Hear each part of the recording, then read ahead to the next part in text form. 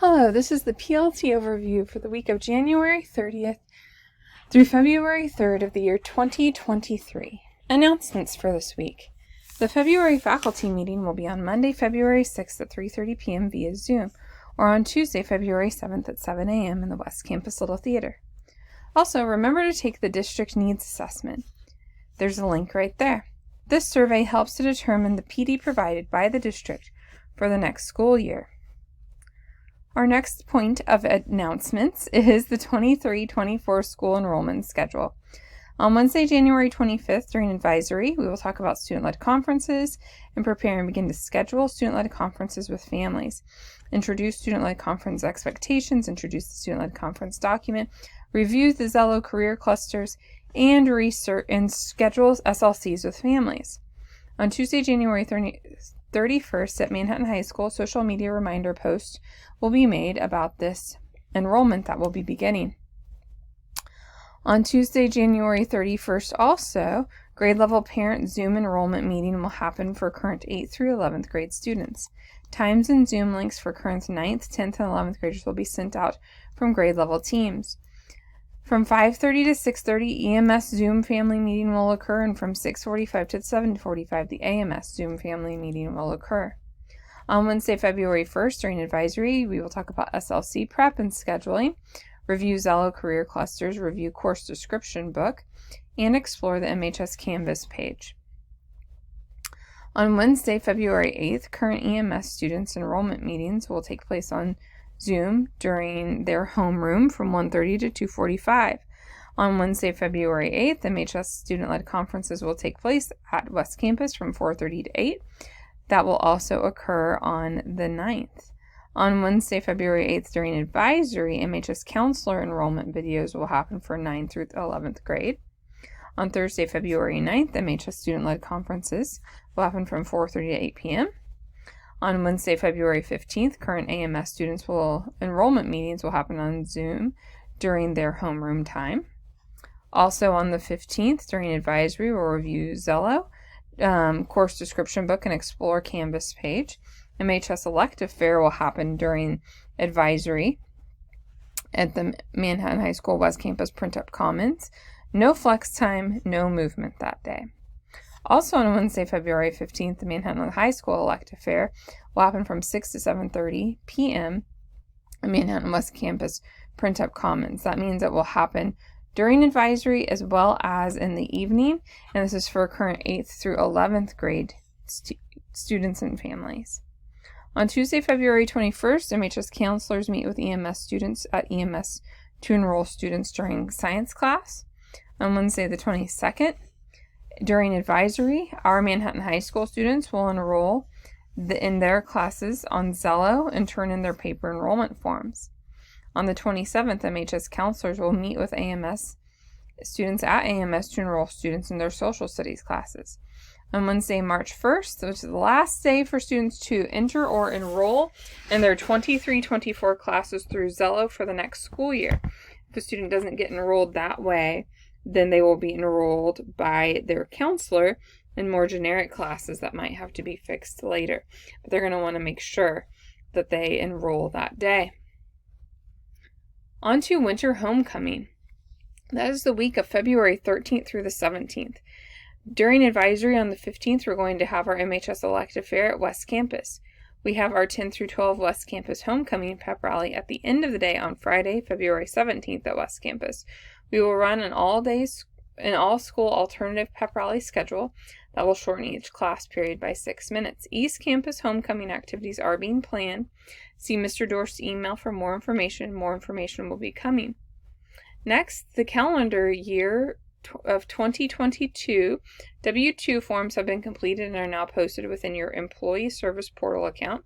Please see Lou Faust's email for more information. Also, please remind students to log back into their Apple ID when prompted. There's an unusually large number of student iPads this week that ask for their Apple ID credentials. If they are not signed into their Apple ID, the iPad is not being backed up and they could lose their work.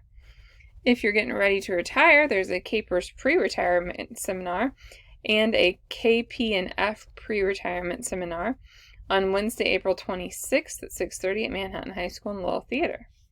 If you have CAPERS-related questions, please contact our benefits coordinator, Kristen Stahlcup, and this is from Cleon Morton, the HR director's email. Also, Mr. Dorst is committed to ensuring each classroom at our high school has a properly hung American flag. If you need an American flag and/or a holder, please stop by Michelle Sink's office to pick one up. She's located in the back of the main office behind the counselor's conference room. Also, watch Michelle Jones' emails for information concerning the assistant superintendent candidates. Would you like to be part of the committee to review the lunch schedule for the 23-24 school year? If so, please reply back to Mr. Dorst's email that was sent on January 9th. And finally, April 1st will be the date on which we begin purging in preparation for the merge. Department heads have met and should be relaying information. We will schedule additional recycling pickup with Howie's after April 1st. Boxes and box labels will be available April 1st. And then student-led conference email or information from Mr. Jimenez's email. Student-led conferences will be on February 8th and 9th. This year's student-led conferences will be in person. This is also a time when parents can stop in and talk to their child's performance in individual classes. You will have a conference release date on February 10th. There will be additional talking points for the spring conference dealing with enrollment. Training will come through PLT and advisory. The form to turn in your conference data is on Microsoft Forms and will be delivered to you through the PLT site. It will also be emailed out to you directly and is also located here. Remember, it's not acceptable for students to translate the student-led conference conversation. We will offer translation services on both nights in the main entrance.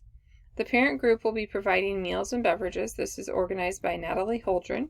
East Campus teachers will be in the cafeteria commons in alphabetical order for SLCs.